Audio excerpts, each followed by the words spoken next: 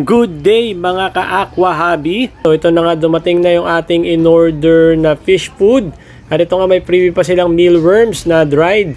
Tapos ito yung pinaka main order natin. Ito nga yung 2B Flex Worms.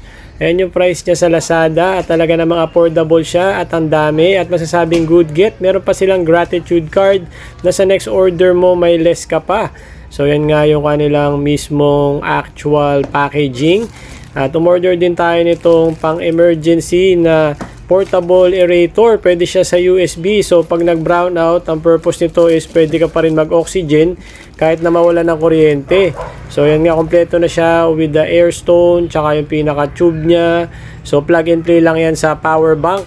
Tapos ito na nga, i-unbox na natin yung mismong food na in-order natin for fish. So ito na nga yung actual niya. Yan nga yung mga dried worms na bloodworms yan. So any fish na makakalagyan